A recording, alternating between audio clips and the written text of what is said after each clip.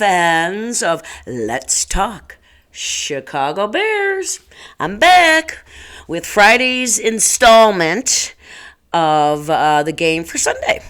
So, hi, I hope you're all doing good. It's Friday. I'm sure you're happy. It's an unusually cloudy day here in Vegas. It's been sprinkling a little, which was unusual. But we could really use the rain, so it'd be nice if they could. Look, my little guy was moved. If we could get real rain. But an unusual day of cloudiness, which is we don't mind so much, because it is sunny every single day here, baby. So let's talk about the game this Sunday. The Bears are it's their first home opener. It's our first game at home, and it starts at noon your time, and Central Time, and they play the Cincinnati Bengals. And the Bears and the Bengals have played 11 times since 1968, when the Cincinnati Bengals joined the National Football League. So they've played 11 times.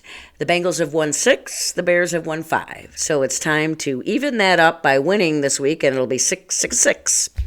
And the Bengals joined the NFL in 1968 as an expansion team. So they've actually been around since 1937, but they were an expansion team, and they weren't a part of anything. So they just kind of played on their own. But since joining the NFL as a team in 1968, they have won 2 Super Bowls, one in 1982 and one in 1989. So there you go. A little, tidbit for you. And let's talk about some Bengals players to watch in this game.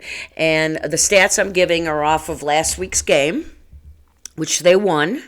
And so they're 1-0, and we are 0-1. So I'm going to name 4 players for the Bengals to watch, in my opinion, on Sunday's game. Number 1, quarterback, Joe Burrow, who was drafted 2 years ago, came out in the first round of the draft, and he is number 9.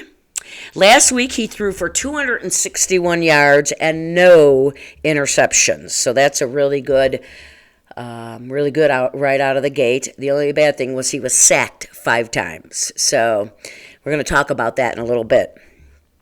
Next player to watch is their running back, Joe Mixon, number 28, and he ran for 127 yards last week. So he ran for more than Montgomery did, because Montgomery did 108. So they've got a running attack, it sounds like to me. At least they've got a running back. Their wide receiver, Jay Morrow, Chase. His last name is Chase, and he is number 1. That's his number. And he had receiving yards of 101 receiving yards last week. So the Bengals mixed it up well. They mixed up the run and the receiving. So much better than the Bears did, that's for sure, because you can tell by the numbers. Because the Bears receivers don't have that many numbers. And then there's a player on the defense. One that stuck out in my mind is their safety, Jesse Bates, number 30. He had 9 solo tackles last week. So that guy sounds like he is all over the field. So we're going to have to look out for number 9, right?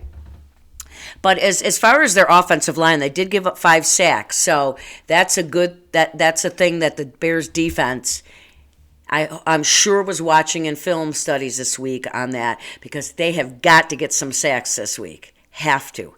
They have to get closer. They got one last week, and they rushed one other time, but that was it. They were never close to Stafford last week. They really weren't. So our defense has to really step up and take advantage of a line that does not sound that good to me. Kind of sounds like the line we have. So let's hope that, and remember, Joe Burrow is young. He's very talented, but he's young. This is only his second year, and he didn't play a full year last year, so let's hope the Bears take advantage of that. So let's talk about a few players that I've listed to watch out for the Bears. I think it's 6 players I want to watch out for this week, and I'd like to see them all improve in their numbers. Andy Dalton, number 14, that's his number, threw for 206 yards with 1 interception last week. That tip ball interception, so wasn't terrible. Montgomery, our running back, number 32, he ran for 108 yards. which I like. And Nagy has got to keep feeding him the ball. Feed him the ball, as Ezekiel Elliott would say. Feed him the ball. Because I just see it. And I don't want that other guy in there, Marquise Goodwin. I know he kind of gives Marquise Goodwin. I'm sorry, that guy is our wide receiver. I'm looking right at my notes.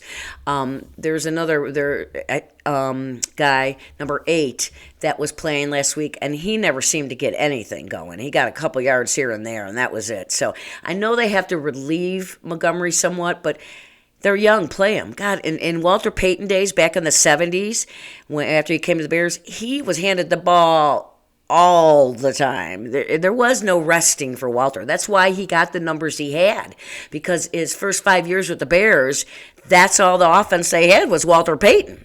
So they just kept handing him the ball, and he just got better and better. And that's the thing about Montgomery is, especially in the fourth quarter, if you're running the ball well, and if you're lucky enough to be ahead, no matter how many points you're ahead, if you can run the ball, you have a good chance of winning that game because you're going to wear out the defense. And that's what it's all about, especially early on in the season. It's only the second game, so defenses are still getting a little worn out, tired, easier than they would later in the season because, they're still getting into it. So he had 108 yards. Then our wide receiver, Marquise Goodwin, number 84, which I mistakenly said, he had 45 yards receiving. Our tight end, Cole Kmet, number 85, had 42 yards receiving. Wide receiver Allen Robinson, number 12, had 35 yards. And Mr. Mooney, our wide receiver, number 23, had 23 yards. I mean, come on. 35 and 23 for Allen Robinson and Mooney. I know that they were probably covered quite a bit because they are our number 1 and number 2 receivers, but we got to get the ball to them. Nagy, you have to throw the ball downfield more. You cannot be doing stupid short passes behind the line of scrimmage. Because in my opinion, when you do those behind the line of scrimmage passes, you're conceding. You're saying you're only getting 5 yards. I just want 5 yards. Well, if you want 5 yards, throw a 5-yard pass to one of your tight ends or your running back, Montgomery. There you go. At least you're going forward. You're not going backwards. Come on, Nagy. I know that. So let's get these guys involved in the game. We have got to get them because their number 1 receiver had 127 yards, as I said. So we got close to that.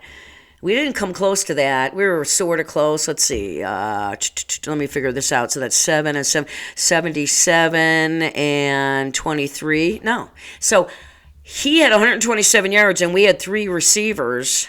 Well, 4, I'm sorry, if you count the tight end. Then, if you count the tight end in there with their wide receivers, we did have close to 127 yards. But that's not good enough. We have got to get these guys, Robinson and Mr. Mooney, involved in the defense, particularly Mr. Mooney. I'd really like to see some long passes to him because that guy, I think he's just going to get better and better and better, but you got to use him. Same with our tight end, Cole Kmet. You know what? He's really good too, and you just got to keep pounding the ball to these guys. These guys can catch.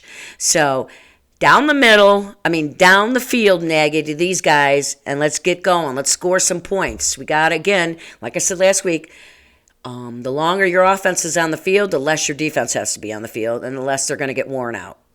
And you saw that last week. Their defense, our defense looked terrible. I don't know what game they were playing, but it wasn't the game against the Rams because they were terrible. And then the one bright spot in the defense for last week, and it's the only bright spot because they were just bad all the way around. There wasn't anything really good about the defense except for Roquan Smith, our linebacker, number 58, had 11 tackles.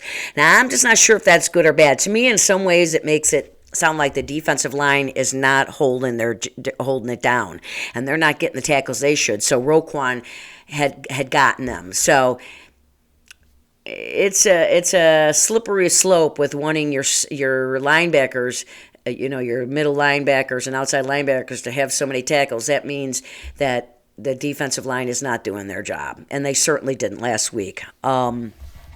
So the Bears, the defense has got to wake up, because if this is the defense how they're going to play all year, you know what? Forget it. We're not going to go anywhere. We're just not. And maybe those predictions were right, that the Bears are going to have a subpar under 500 season this year. So unless that defense, gets going. So, yeah, and then our O-line. Obviously, our offensive line is not good either. They're getting there. They show signs every once in a while of looking good, and then they're bad. And we do have, I'll talk about the injuries. We do have a lineman out, so that doesn't hurt, a rookie. And or that doesn't help. But our line has got to come together, because, as I've said before and last week, without that offensive line giving Dalton time to throw the ball, that's why Nagy isn't throwing all those downfield passes, because he knows Dalton don't have the time. But I still say find it, Nagy. Even if you do the 5-yarders, you just dunk them off, do it. Nothing behind the line of scrimmage this Sunday, and I mean it. Because if you do, I'm going to come find you, Nagy. That's all I'm saying. But our offensive line, yes, Dalton needs time to throw the ball, Dalton/Fields, and the running backs need the line to open up those holes for them. And last week they seemed to do it. So let's see if they can do it again. And let's just run, and pound that defense. Just make them stop you from running, Nagy. Do you get that? And our offensive line last week gave up 3 sacks opposed to Cincinnati's 5 sacks. So we were a little bit better. But the thing is, we played a lot tougher defense than Cincinnati did. I forget who they played, but they did not play anybody in the range of the Rams, because they're really good defense. So we'll see. Defensive line, offensive line have to improve tremendously on Sunday.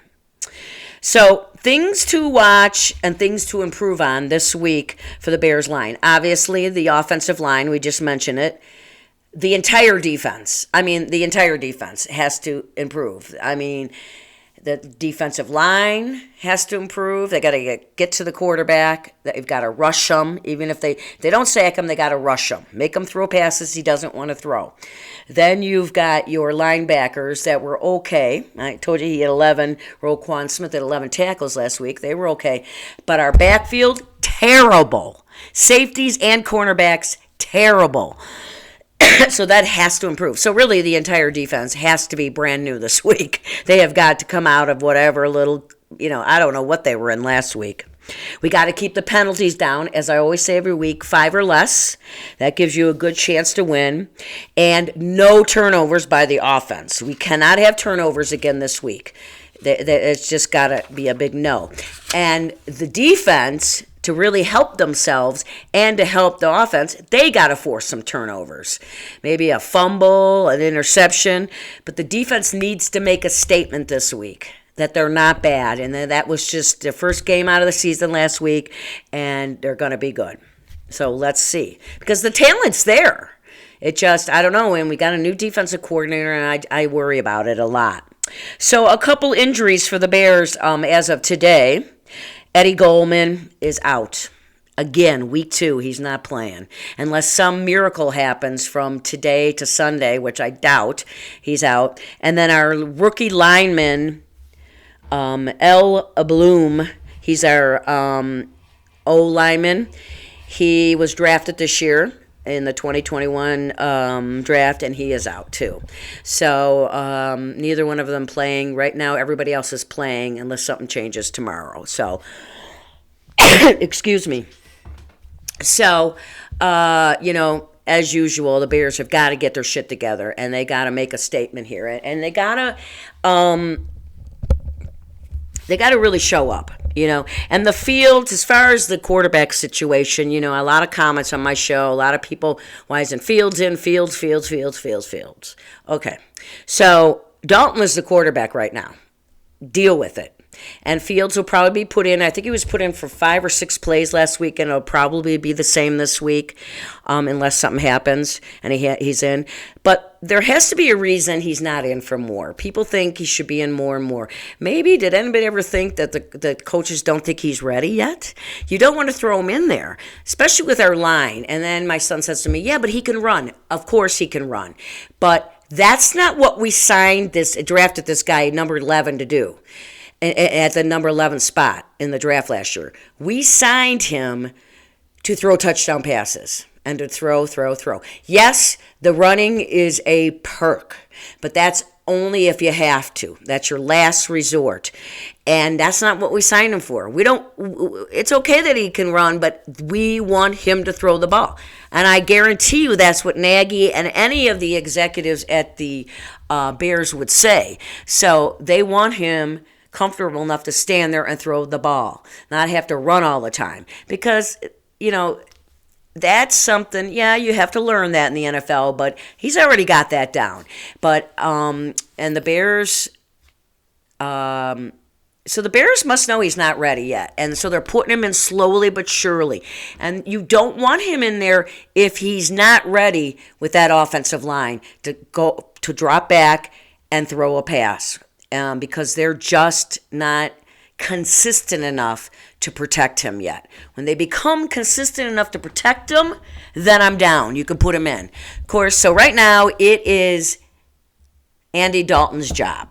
So everybody just needs to quit with the Fields, because it's also very distracting to the Bears and Andy Dalton, if that's what everyone's saying. And on Sunday, if people are yelling, Fields, that's not doing your team any good at all, Bears fans. Not at all. You have to be there to support them and be behind their decisions. I mean, I don't like any decision Nagy makes. I mentioned this all last year. I wanted him fired last year. I wanted him fired the year before after he messed up with Mitchell. So I don't want him to be the coach for Fields, but right now he is. So, but he won't be next year unless the Bears go to the championship game, I'm pretty sure. So we'll see. So everybody just settle down a little bit. I know Fields is young. He's not going anywhere, people. So as long as we don't need him yet, then I'd like to let him sit and learn. I'm sorry. I know that is not the consensus out there. I know it. A lot of my readers or my watchers are saying, no, I don't agree with you. Put him in. So, but that's my opinion. It's my show, my opinion. So we'll see what happens, right? And the jersey that the Bears, the color of the jerseys will be the navy. I have Hicks on today. You know I love me my Hicks. I mean, because if any man who could go to Vagina College in Canada, I'm sorry, did I say vagina? Me bad. Regina, or whatever it is in Canada, is a good man, and he was undrafted. So, and he couldn't get. I'm sorry, wasn't undrafted. He wasn't given, and no colleges in the United States gave him any deals, to scholarships and stuff. So he went to Canada and got it there. So, go Hicks. He looked pretty good. He was all over the place, last week, but one player isn't going to do it, okay? All right, so that's the, stats for the show. You know how I feel. So I was going to try to do a segment. I don't know how it's going to work, but I was going to try to do a segment on imitating the referees, like when they say first down, turnover, offside penalty, stuff like that. So let's see what I can come up with today and how mine will look, okay? So I'm saying like right down here is the I'm gonna move my camera a little bit, okay? So let's say team got a first down, okay? So I'm gonna do I'm gonna do my impression of a referee on a first down. Okay, ready? And the ground is right here, so the ground is right here, okay? You can't really see it because I'm not going to go all the way down, because if I do, you won't see me. See? Because if I go all the way down, whoop, here I am. You didn't see me, did you? Okay, so a first down. Are you ready? I'm the ref. I like that. That wasn't really too good, was it? Okay, so he's looking. First down. So that is my imitation of a referee and a first down. I know, you're liking it, aren't you? Hopefully it made you laugh.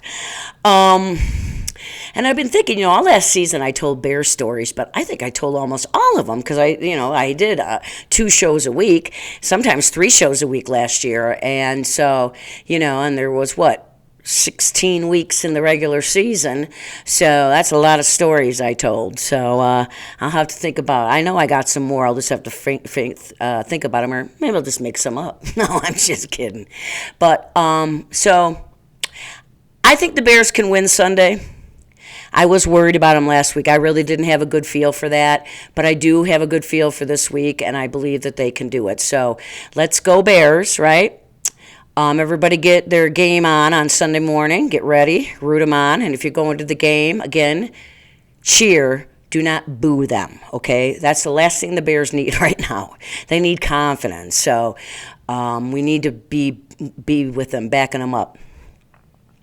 And as always, I want everybody to stay healthy, happy. Smile at somebody today if you don't have to have a mask on. If you do have a mask on, still smile. Because, again, you never know what kind of day that other person's having, and it might help them. And, as always, I love my weekends because I love college and NFL. You know that. So I love me some college. Saw some good games last week. Plan on seeing some more good college games on Saturday. And then, of course, Sunday morning, the Bears and the Bengals. Okay, and you know what? Just be kind to one another, be kind to yourself, and as always, keep on rocking and rolling from Vegas, baby, and keep on watching. See you Monday. Go Bears!